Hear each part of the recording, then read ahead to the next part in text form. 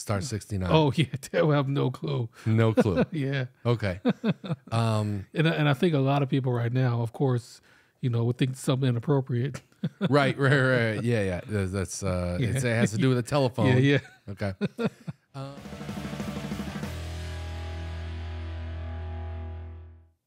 And we're recording. All right. How's it going today? Pretty good. And you? Good. So I was thinking, some of the things that we take for granted, Yeah. that are not things anymore, Mm-hmm. and I'm just wondering, like, you think the younger generation would know about them? Yeah, that's a good question because there's a lot that they don't have to deal with, things that don't come up anymore in conversation. So there's a huge portion of things that they have no idea we had to deal with. Like your kids are all Generation Z, right? Yeah. So if you were to ask them what Star 69 is, Star 69. Oh yeah, I have no clue. No clue. Yeah. Okay. And I think a lot of people right now, of course, would think something inappropriate. Right. Yeah. That's it has to do with a telephone. Yeah. Okay. But there's a lot of things like remember you used to go to the video rental place? Yeah. And there were signs all over the place. Wait, you're gonna tell people what Star 69 was? You're just gonna gloss over that like it never happened? Oh, okay. I'm sorry. So back in the day when there were landline phones, if somebody called you, there wasn't any caller ID or anything at the time. And in order for you to figure out who they were or maybe to call them back, you could immediately hit Star 69 and it would call the person who just called you back. Yeah. Which kind of screwed up pranks. Oh yeah, it did. Because that was a huge thing. Was prank phone calls. Yeah, Yeah. In fact, remember the Jerky Boys made their whole tapes around prank phone calls. But the deal is like if somebody called you and they were doing a prank after Star 69, you just Star 69 and they would answer the phone normally and you'd be like, "Who is this?" Yeah. So I think a lot of people just have to try to imagine like someone calling you and you have no idea what it was or who it was. That like, I mean, maybe you can't picture it now, like, because everybody has a cell phone with caller ID, but maybe it said anonymous and, you answer the phone and it's like someone saying something crazy or breathing into the phone. Yeah. Back in the day, that's actually a really good point. We had no idea who was calling. Yeah. You just answer the phone. Yeah. You just, which hello makes a lot more sense then because you're just like, hello? Yeah. Like, who is this? And, I find myself, it's so strange because I know who's calling on my phone. I can see the phone number if it's someone who I programmed in there. So why am I saying hello? Why not just answer the phone? Because I find myself saying, do you say hello when you answer the phone? And sometimes I don't anymore. Like when people call that I know, sometimes I'll just kind of answer almost like mid-conversation, like, okay, what's going on now? Yeah. Yeah. Yeah. But back in the day, we had no idea. Yep. And do you remember this would happen once in a while? At least this has happened a couple times to me. I'd answer the phone and I'd be like, hello? And the person would go, who is this? And I'm like, no, you called me. Yeah. Who is this? Yeah. Because you don't want to give your name out to strangers. Yeah. But for sure. I had family members that were calling to like maybe talk to my parents or something. Yeah. And they would go, who is this? And I'm like, no. Yeah.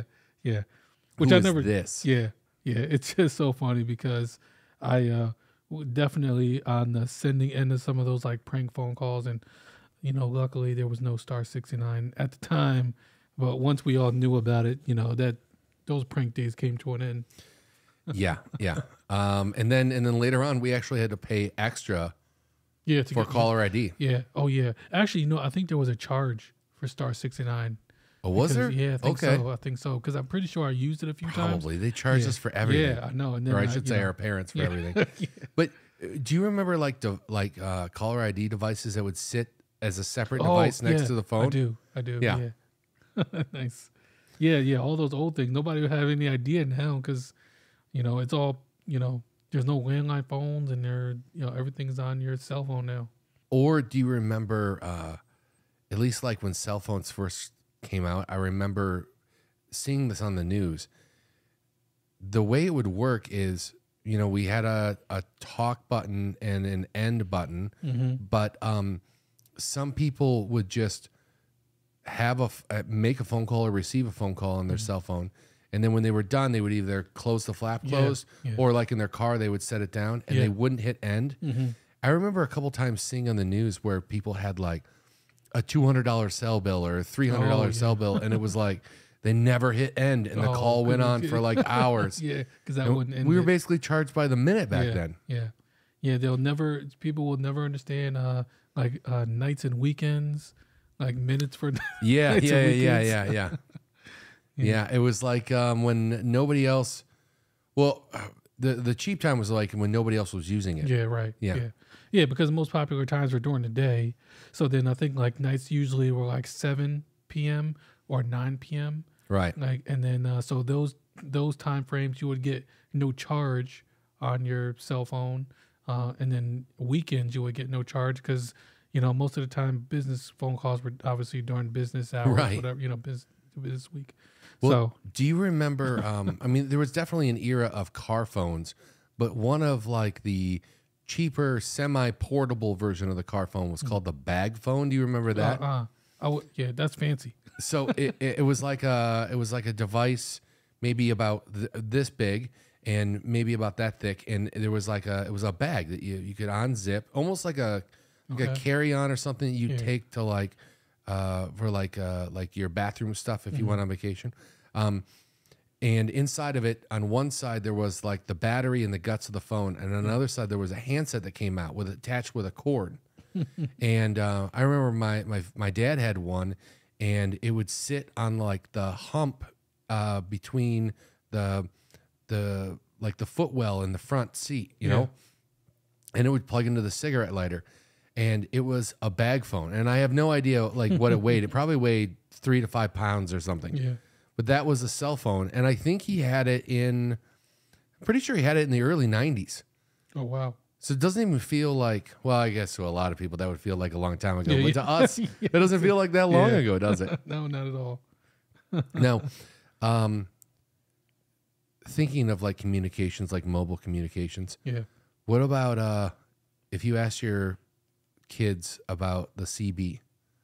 Would they know about that? The CB, they would never know. No, they would be like, CB, what is that? They do police or not police. I was going to say, do trucks still? You think trucks still use it? Right? Yeah. You know what? Yeah, I it was in a tow truck recently. Well, I know that like regular semi trucks still use that, and tow trucks. Which I'm sure that their frequency is probably a little different, but it might be all digital now, and it might be like a closed thing just for their trucks. I have no idea. Yeah. But yeah, I've seen that recently. But yeah, my kids would have no clue what a CB, especially if I called it a CB. They'd be like, "What are you talking about?" Well, it technically stands for Citizens Band. Oh, and the deal is like anyone could use these frequencies, and so people would put them in their cars, and you could talk to other people. Yeah. And you could only one person could talk at a time. So you talk, and then you'd let go of the mic, and then they would talk. Yeah. But there was all types of lingo, and there were channels that you could be on. Yeah. And I'm sure some people would be familiar with that one Family Guy episode where Stewie was going on there with Brian. I don't know if you see all this one, but they were talking over like a CB, and Stewie said something and was telling Brian he's got to say over once he's done talking. Oh yeah. Well, yeah, that was part of the lingo. Yeah. So when you let go of the mic, right before you let go of the mic, you'd say over, and that meant that you were done talking and that the next person could start talking. So that, because if you both talked over each other, neither one could hear each other. And the other thing is like people would have conversations on certain channels, and this stuff. I mean, there are like situations where it could work for much longer than this, but in general, it would be like what, like a 10, 15 mile range. Yeah. People would have conversations on these stations, and there were different stations that were designated for different things. Like Channel 9 was for emergencies. Oh, yes. So you could get a hold of like the police or something like that. And then Channel 19 kind of became like the trucker station, and all the truckers would start there. But then if you wanted to have a private conversation, you would go hey man, let's take this up 5 channels. Yeah. And then that would mean tune over to channel 24 and we'll talk there. Yeah. But if there was already a conversation going on the channel, like let's say channel 19, and you wanted to like ask a question or something like that, you would want to break into their conversation. So you would say breaker 19, and then they would go ahead. Like meaning we're all done talking. And then you'd go, hey, is there an accident up ahead? I can't see very well from here. And then they'd be like, yeah, I'm up here. I'm sitting in it. It's going to be a little while. If you can get off on an exit, then go ahead and take it, you know? And you're like, oh, okay, thank you. Yeah. Brings back a lot of memories because we would just be playing with like CBs and always just say like breaker 19, breaker. Yeah, it's kind of like a buzzword that people think they don't know what it means, but it meant to break in on the conversation. Yeah. You know, there was a movie, I don't remember the name of it at the moment, but it was some scary movie where there was a truck driver and he was like calling for candy cane and using the CB, but he was like, candy cane on a channel and just kept saying candy cane. Oh, wait, was that somebody's handle then, candy cane? Yeah. Okay, and that's the other thing. Yeah. And, I mean, I guess gamers know this. Everyone's got like, their gamer name or username. But back in the day, we call it a handle. And you'd use it like when you're on the CB. Yeah. Okay, so how about this? Moving away from mobile communications, or I guess home communications or whatever. What would you do if back in the day you went to, like, let's say the video rental store and you rented a Nintendo game for the original Nintendo, and you put it in, and you push it down, and you close the lid, and you push the power button, and then the power button flashes? Well, then you gotta like take that game out of there. You gotta blow some dust out, like and then and then hopefully it should work after that. That's exactly how you fix it. But like today's systems, it seems like you just hook it up to the internet or your Wi-Fi. Yeah. And then you go online, you download whatever game you want. Yeah. And it either works or you download it again. Yeah. That's a good point because there's not a lot of actual physical cartridges any longer. Right. A lot of it's just a digital copy that you just download. A lot of the old stuff seemed to be fixed by just cleaning it. Yeah. Like if you had, let's say you stuck a CD in a CD player and it didn't recognize it, just had air on the front. Yeah. We had like cleaning devices. Yep. Yeah, I had one of those. I had a little CD cleaning device. So I put some solution in there, put the disc in. And it had like a little fuzzy brush thing on it that would hit the eye. Yep. You know what's funny is that there was another thing. If you had like for your computer, I had a cleaning CD, and I would have to put like a little bit of I had a little bristles on there. Yeah, I had to put some solution on there, put it into my CD-ROM, or then it would play some instructions. Yeah. By the time we're done talking, your CD is cleaned. I had one that played instructions that went for a DVD player. Yeah. But we had those cleaning devices for all kinds of things like VCRs. Yeah. Or we're talking about stuff people have no idea. No. Yeah. If you gave your kids, like, let's say you had a VCR, you hooked it up to the television, and then gave them, let's say, a VCR tape in one of those plastic like Disney cases. Okay.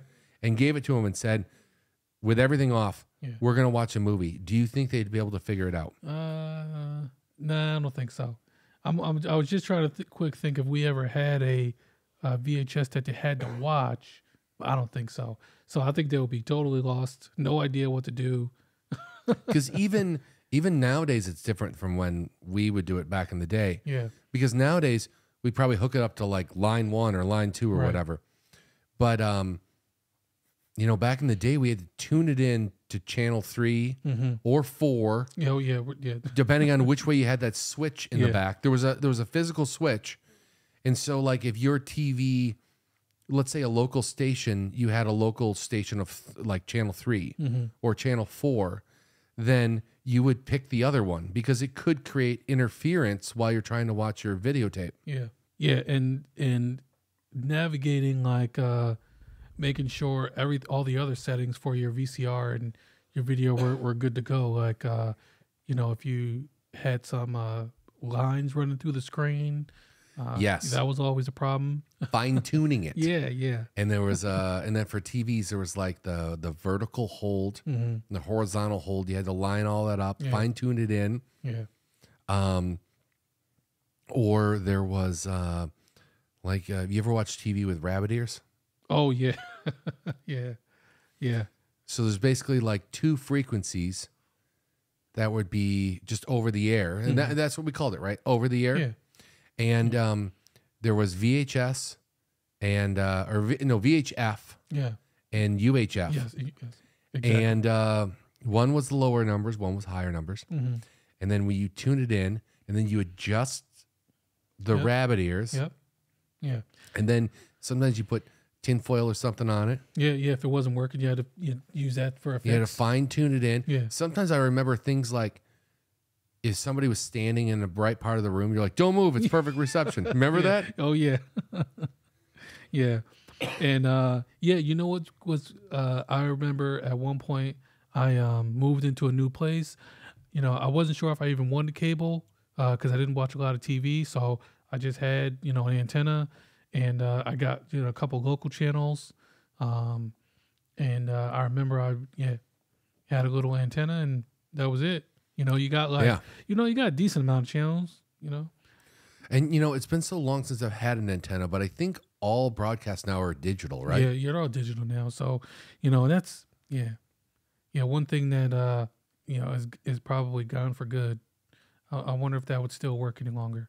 Well, and just thinking of TVs and how difficult it was compared to today, I'm going to say, one of the things we didn't have was we didn't have an easy way to set up recordings. It wasn't like today when you go into the menu, you select the program that you want and you click record on a DVR. Now, to be honest, I don't even have a DVR anymore. Yeah. I haven't had a DVR in like, I don't even know, 8-9 years because everything's just streaming now. So I just stream everything. Yeah.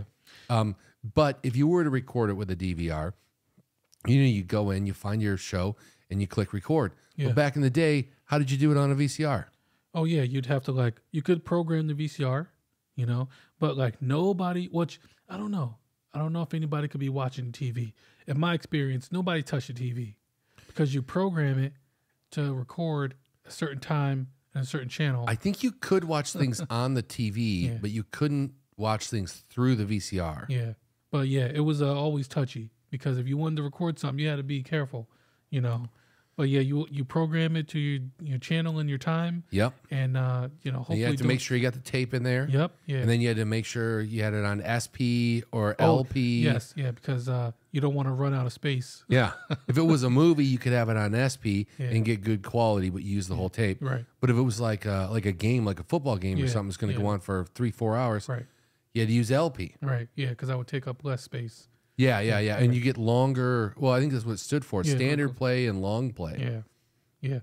But now, let me ask this: if we didn't have a guide or a menu just to select your show, how did you know what was going to be on when? Listen, let me tell you. I know you know the answer. I'm doing this for the show. Listen, for some reason, I loved the TV guide.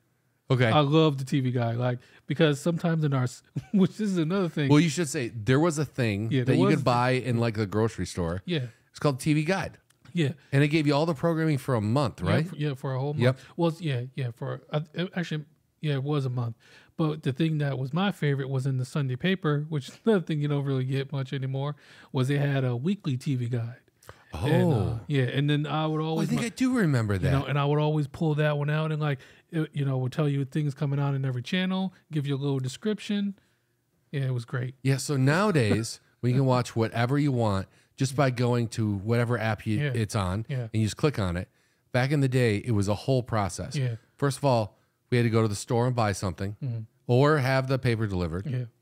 Then we'd have to figure out what we wanted to watch. You had to make sure we had a blank tape because you don't want to record over something that you want to keep. Yep. Yep. Then you got to figure out the channel, the time, set up everything. Hope nobody plays with a VCR in the meantime. Yep. Then maybe you'll get it. Yeah. And then if it started a little early or a little late, the ending got cut off or the beginning got cut off. Hopefully there was never a power outage. Oh, that was terrible. That would have wrecked everything.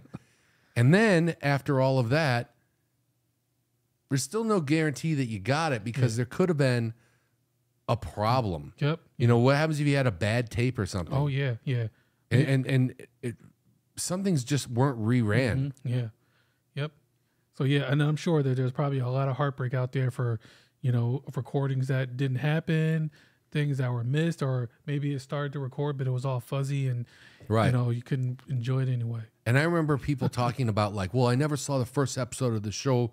And, you know, a lot of times, even if you went to like a Blockbuster Video or something like that, you weren't going to find TV shows. You would just find movies. Right. So TV shows as like a season by season thing did happen once in a while, but it wasn't as common as it is today. Yeah. And so if somebody else had the recording, you'd have to ask, can I borrow the tape? Yeah. So I've never seen whatever show. Right. It was the only way to get it, word of mouth. Yep. Yeah.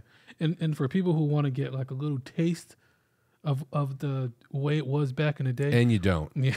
There's this one app called Pluto TV.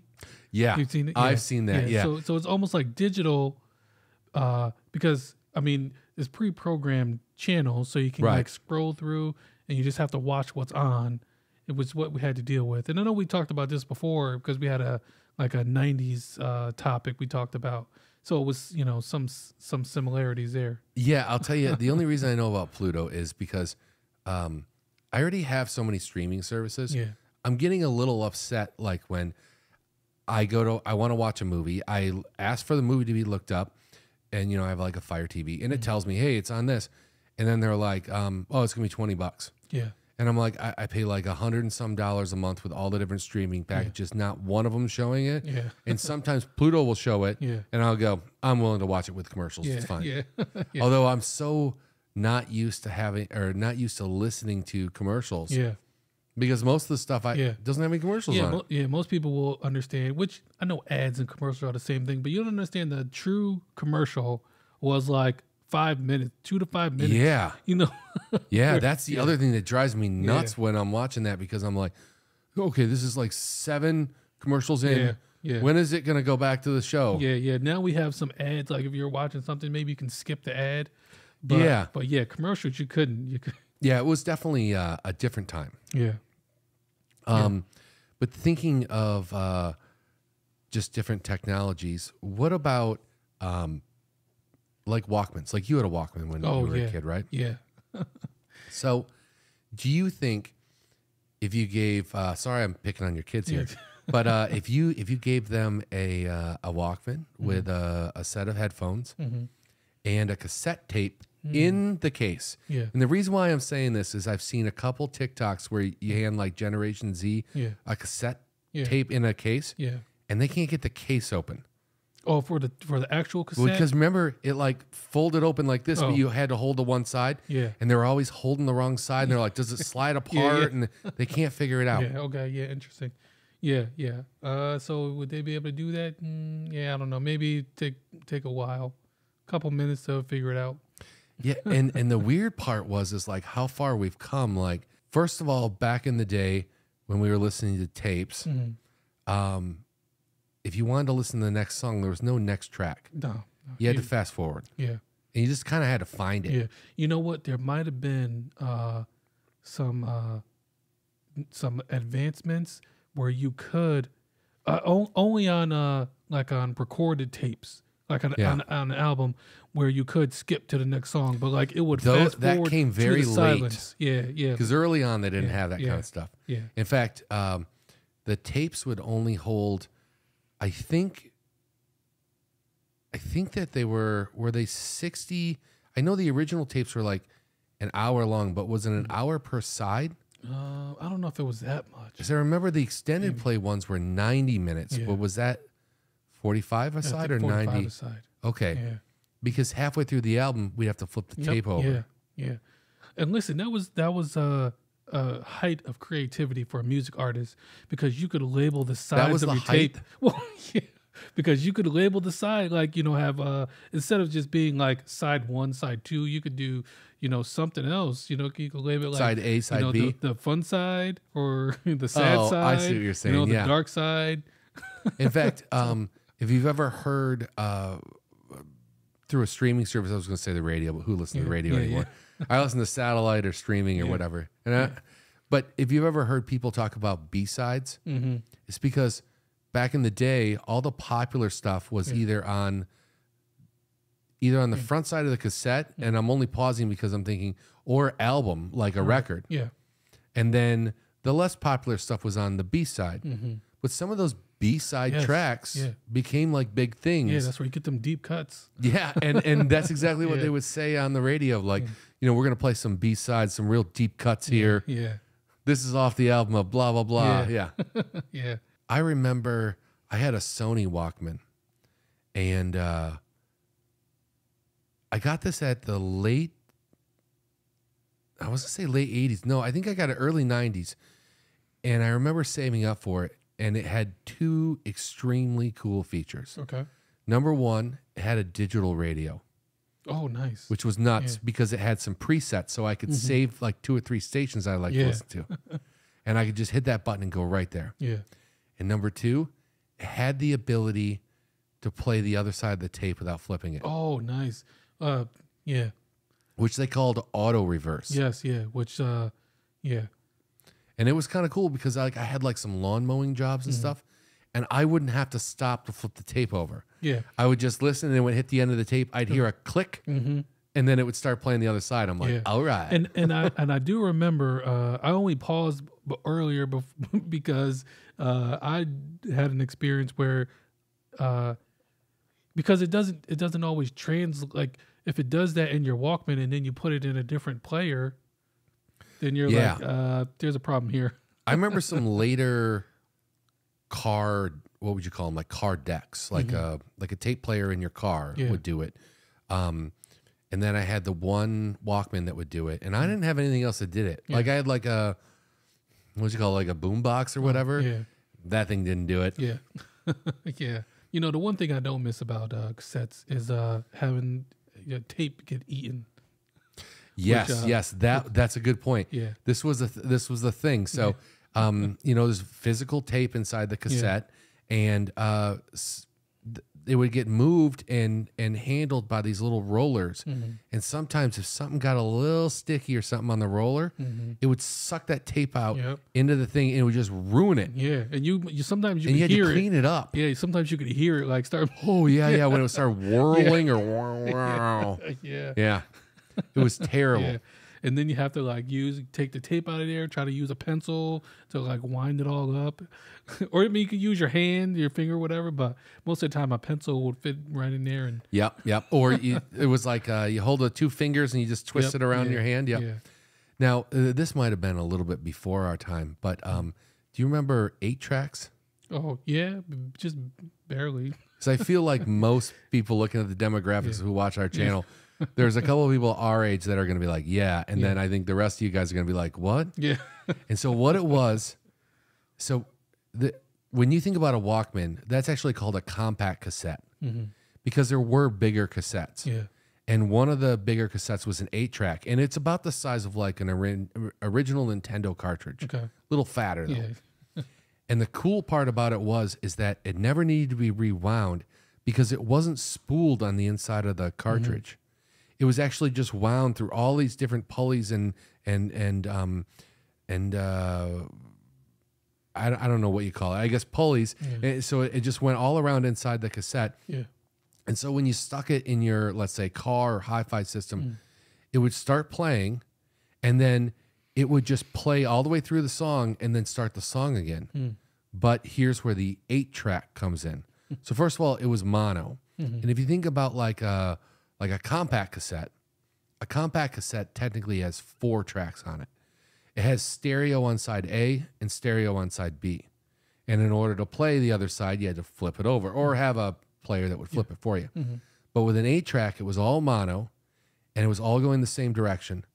So it was basically 8 songs and you could flip between the tracks. So back in the day before we had Xtra, you could, if you were in your car, you jamming an 8-track, has 8 songs on it, and you're like, I don't want to hear the song. Next track, next track, next track. This is it. And the only downside was you couldn't rewind it, but you could fast forward it. Because once you got to the end, it started the song over. But if you flip through the tracks, you might be in the middle of other songs. But I think the weird creative part about it is like the music, all those songs had to be about the same length. Otherwise, the shorter songs would all have a huge gap at the end. I didn't have much experience with 8-track, so. My grandparents had one, and that's how I know some of the stuff. But now, as we move forward, at least, I mean, it was out in the 80s, but it really became really prevalent in the 90s. Portable CD players. Oh, yeah. You know, this was a good invention. It was a good advancement, but I've only had like the giant portable CD players. Me too. And they were just kind of, you know, nice at first, but yeah, just bulky and cumbersome. Yes, exactly. So if you think about it, like nowadays, I would say most of the music is just streamed. But if you wanted to store it on your phone, what could you fit? 2,000-3,000 songs on your phone? On the phone? Oh yeah, easy. Yeah. Well, but when we had cassettes, we had maybe 60 minutes aside or 30 minutes aside. Yeah. And you had to fast forward. And it was very difficult to find out like where the next song was. So you kind of fast forward play exactly. until you found it. And then we moved into CDs, and the original CDs had, I believe, 60 minutes. But the greatest part is if you listen to a tape too many times, this is the same thing on the VCR. You watch a movie too many times. You kind of wear it out. Yeah. In fact, I remember people being like, hey, don't wear that out. But with the CD, it wouldn't wear out. Right. And it was perfect. And you could skip around tracks. Because it was what, more digital. So you didn't have to, you could just next track instantly. But now one of the downfalls is you were saying like the size.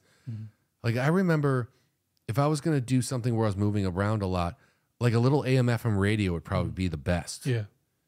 Because they were tiny. And then next would probably be a cassette player.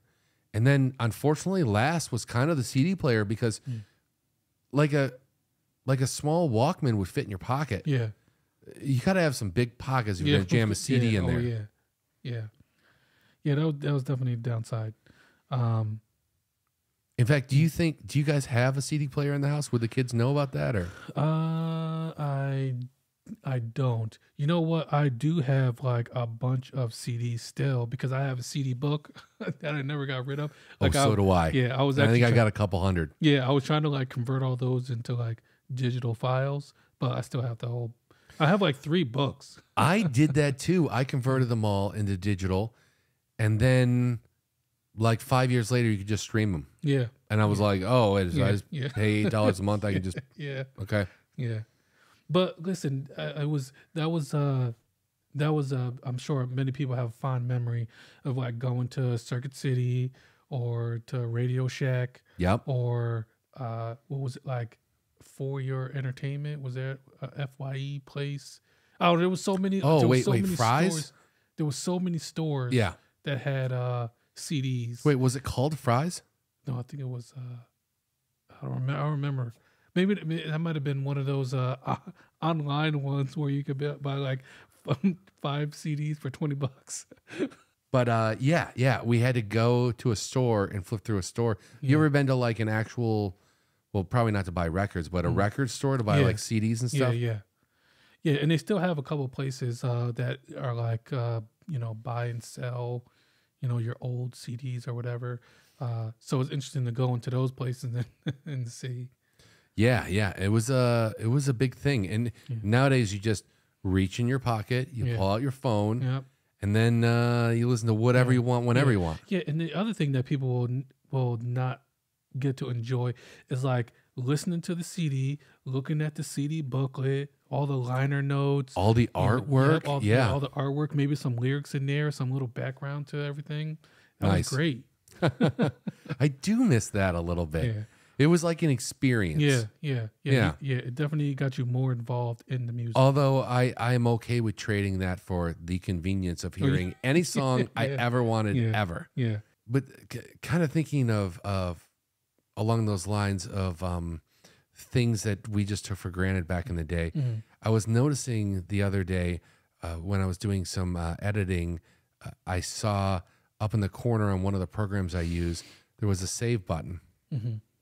And that save button was in the shape of a floppy disk. Oh, yeah. And I feel like you guys all know what a floppy disk looks like, but you might not know what it is really because you just know it as the save button. Right. Yeah. But that little image on the save button, that is a 3.5-inch floppy disk. Yeah. Which used to be like a staple of our computer saving technology. Like In fact, when it came out, I think it came out in the 80s because I remember having a computer that had a 5 5.25-inch floppy, which was actually kind of floppy. Yeah, it was. Yeah. And the 3.5 was more rigid, but the 3.5-inch disk had like 1.44 megabytes. Yeah, which is nothing now. It's nothing, but at the time we were just like, whoa, what are we going to do with all this space? Yeah. And now you can buy a terabyte on something on a micro SD card, which is the size of a dime. Yeah, right. Yeah. And we were so excited about those floppies. Oh. Yeah. They used to come in different colors and everything. Yeah, exactly. And then we all had to have labels. Yeah. And you stuck the label on there. Yeah. And then you literally wrote on it with like a felt tip pen or something. Yeah. Like a homework for Wednesday or whatever. Or do you remember the 5.25-inch floppies? And you could get double the space out of a lot of them if they were double-sided. Yeah. And you would literally put it in, and then when you were done, you take it out and you flip it over and put it in the other side. But you had to make that notch. Yeah. Do you remember that? I do remember that. You had to have a hole punch. Yep. Literally, to use some of our old ancient technology, we had to punch a hole in it. Yeah. Which is just crazy thinking about it from today's standards. Yeah. I mean, kind of along the same lines, like zip drives. Yeah. Yeah. Because I remember those were like more space than the floppy. Yep. And supposed to be faster. It was slightly bigger than the 3.5-inch floppy. Yeah. But I think some of them held like 100 megs. Yeah. I think some of them were, I think the most popular one was 100. Yeah. Which is basically like 100 floppy disks. Right. Or 70 or 60 some or whatever. I'm not. Yeah. You guys get what I'm saying. I'll put the math in the bottom of the screen. But they had some bigger ones than that too. Yeah. But do you remember the opposite direction? I'm just thinking even before the floppy. When we first got our very first computer, which was a Commodore 64, we had a tape drive with it. Oh, really? Which you put cassette tapes in. Yeah. And we had Frogger, and I remember it taking forever to load. I want to say it was like 5 or 10 minutes. Like we would type in load, and we'd pick Frogger, and then I would just be like staring at the screen like, you've got to be kidding me. Or I would go do something and come back later on when Frogger was loaded up. Yeah. Backtracking for just a second, going back to TVs, you didn't get to pick like what you got to watch. Like, you know, I mean, whatever was on, you just had to settle. You know, you didn't get to be like, well, we talked about that when we talked about 80s and 90s television. Yeah. Because sometimes like we'd watch stuff that we would never watch today because we didn't have a choice. Yeah. Actually, thinking about going back, and I'm wondering, and we talked about this a little bit off camera, but how much younger kids actually know about like the phone book? Oh, yeah. Because back in the day, the phone book was split into 2 parts, right? Yeah. And it was? Yeah, your white pages and yellow pages. Right. Yeah. And the yellow pages had what? It was all business. Right. and we were talking about this, and you were saying how people would name their company names, business names. Yeah. It started with like an A. Yeah. So they end up in the front of the yellow pages. Yep. Yeah. So no matter what it was, even if it didn't start with the A, it would be like, you know, AAA building services. Right. You know, and just so you could have one of those first listings, so somebody didn't have to keep searching. And that's, the yellow pages were weird because they were divided up not in alphabetical order necessarily. Yeah. They were divided up by what service you needed. Yeah, right. So if you needed a muffler, you go to the muffler area, find the muffler repair place. But then there was like maybe several pages of muffler repair places. And then those were in alphabetical order. And you wanted to be the first one on the list. Yeah, so you didn't want it to be like Zach's muffin service, because then you're the last page. Yeah. Yeah. And they might have just started at number 1 and started calling. Yeah. But then the white pages were in alphabetical order. Yeah. Yeah. And that's how you found the people. Right. Yeah. Yeah. Yeah. Yeah. And then that's the other thing that people won't, a lot of younger generation won't understand, is like having to like call all these places because you couldn't like Google it. No. You had to call, find out the hours. Well, in fact, there were services you could call the operator. Oh yeah, yeah. Or the other piece was you could call 411, which was information. Yeah, true. Yeah, that's not just a slang thing. That's something that we actually used to do. yeah. You would dial 411, but they would charge you like 50 cents or 75 cents. Yeah, and that's where, which I don't think anybody says that for slang anymore, but they'd be like, what's the 411? What about raise the roof? Do the kids still say raise the roof? No? I don't think so. Throw your hands up? No? Okay. Yeah. But yeah, I think the last time I used 411 has to be like 20 years ago. And I remember I was in the car and I needed a phone number like immediately. Yeah. And I just did not have time to like pull over. And I knew I had like the phone number in my backpack somewhere. Yeah. So I just quickly called 411, threw them on speaker, and was like, hey, I need the number for this. Yeah. And then afterwards, you could say, can you please connect me? And they would just connect you instantly. Yeah. I wonder if it still works. It probably does. Yeah. Okay. Although my question is who uses it? Yeah, I'm going to start. Probably just a couple old people. But be careful, though. They probably still charge for it. Probably. Yeah. Yeah. Good memories. Good memories. You know what? Actually, now that we're back on phones for a second, can you explain maybe to our younger audience what a beeper is? Oh man, I never had a beeper, but what? No drug deals? Yeah.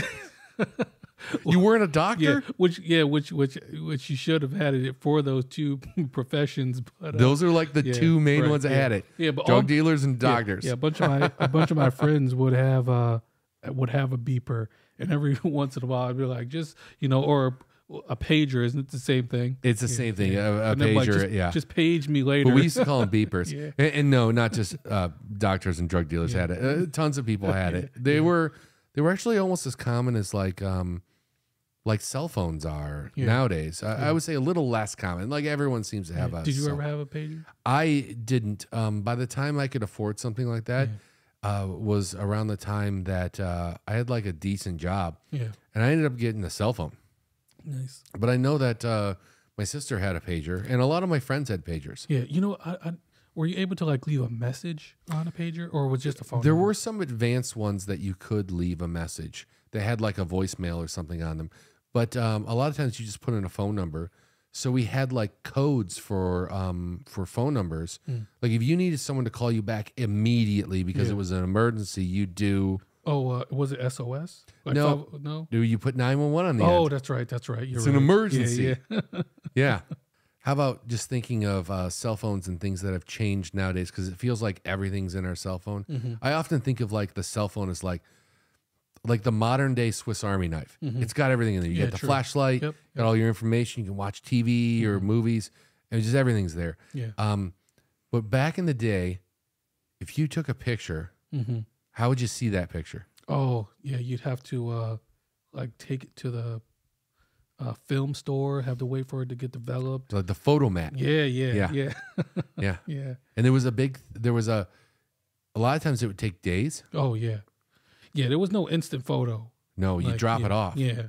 In fact, the closest thing we had was a 1 hour photo, which some places sometimes offered. It was kind of messed up because on a roll of film, you would only get maybe, I don't know, 24 photos. Yes, yeah. And then you take a picture and you don't know, maybe the flash destroyed it. Yep, yeah. Yeah, maybe everyone had red eyes. Yep, yeah. I wonder if a lot of people have to deal with disposable cameras now. I had a bunch of those because I didn't have my own like real camera. Yeah. So you just buy a disposable camera at the store, take all your pictures, and when it's out, get it developed and see how it turned out. It's kind of nuts to think about. Yeah. Because, I mean, and then sometimes you take like an extra one just because you really wanted the photo. Yeah. You're like, let me get one more just in case. Yeah. Yeah. But then the issue is maybe you only got 24. So you also couldn't be very cavalier with it. Right. You had to be kind of selective. Like, okay, this is really interesting. I'll take a picture of that. Yeah. I remember I bought my parents their first digital camera. Mm-hmm. And it was like, what do you call it? Like an open box thing. So I could get like a little bit better camera, but I got a deal, because it was I think it was a display at a store. Yeah. But then I felt kind of weird about it being, not in a box. It's like I bought them something used or something. Like that doesn't mean it's anything less. It's just, it was used as a display. Right. So I got him some of the accessories, and one of the things I got him was I got him an extra battery, and the other thing was I got him the bigger memory card.